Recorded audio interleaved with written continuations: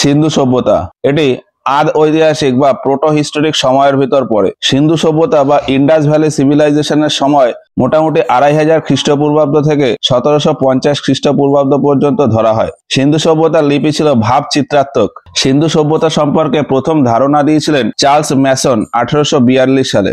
মানুষ যখন তার নিজস্ব সংস্কার অনুযায়ী বা সংস্কৃতি অনুযায়ী চলে তখন তাকে বলা হয় সভ্য মানুষ। আর এই সভ্য মানুষের বিশাল এরিয়াতে জীবন জীবিকাকেই বলা হয় সভ্যতা। সভ্যতার পালক বা ক্রেডেল অফ সিভিলাইজেশন বলা হয় এশিয়া মহাদেশ, আর মানব জাতির পালক বলা হয় আফ্রিকাকে। সিন্ধু সভ্যতায় প্রায় 350-এর বেশি ঘাঁটি আবিষ্কার হয়েছে। এর ভেতর 200টার বেশি শুধু গুজরাটেই। ক্যানিংহাম সার্ভে করে বলেছিলেন প্রায় 13 লক্ষ বর্গ কিলোমিটার জুড়ে এই সিন্ধু সভ্যতা বিস্তৃত। সিন্ধু সভ্যতার খননের কাজ দেওয়া হয় জন মার্শালকে। জন মার্শাল এই দায়িত্ব দেন দয়ারাম সাহানিকে 1921 সালে।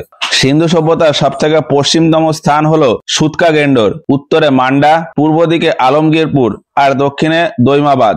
সুতকা-গেন্ডোর, মান্ডা, আলমগীরপুর আর দৈমাবাদ। সুতকা-গেন্ডোর হলো বালুচিস্তান বা পাকিস্তানের ভেতর পড়ে, মান্ডা জম্মু কাশ্মীরে পড়ে, আলমগীরপুর উত্তরপ্রদেশে আর দৈমাবাদ মহারাষ্ট্রে।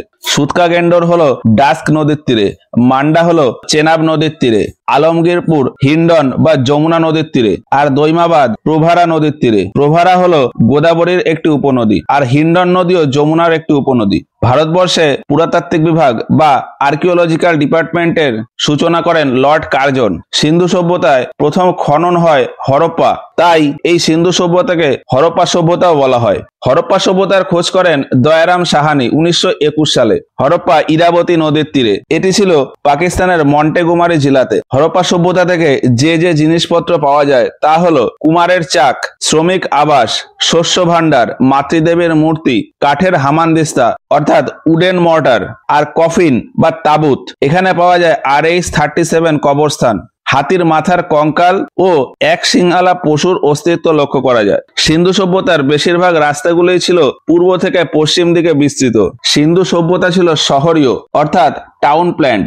এই শহরীয় হওয়া বা টাউন প্ল্যানিং হওয়ার প্রমাণ পাওয়া যায় এখানকার গ্রিড সিস্টেমে জায়গা ভাগ করা, চওড়া রাস্তা, পুরা ইট দিয়ে তৈরি বাড়িঘর, ম্যানহোল, সমকোণে একটি রাস্তা অন্যটার সাথে যোগাযোগ, শহরের বাইরে পাঁচিল দিয়ে ঘেরা ইত্যাদি। সিন্ধু সভ্যতার অধিকাংশ মোহরেই এক সিংহালা পশুর ছবি বেশি ছিল।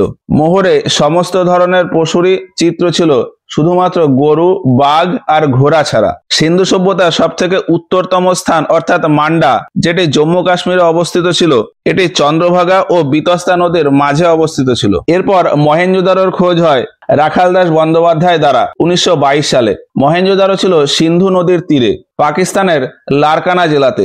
মহেঞ্জোদারো শব্দের অর্থ হলো মৃতের স্তূপ। এই মহেঞ্জোদারোতে যেখানে সেখানে প্রচুর মৃতদেহের স্তূপ পাওয়া যায়। মৃতদেহের অংশ যেখানে সেখানে পাওয়ায় ইতিহাসবিদরা মনে করেছেন যে বাইরের আক্রমণের ফলেই এমনটা হয়েছে।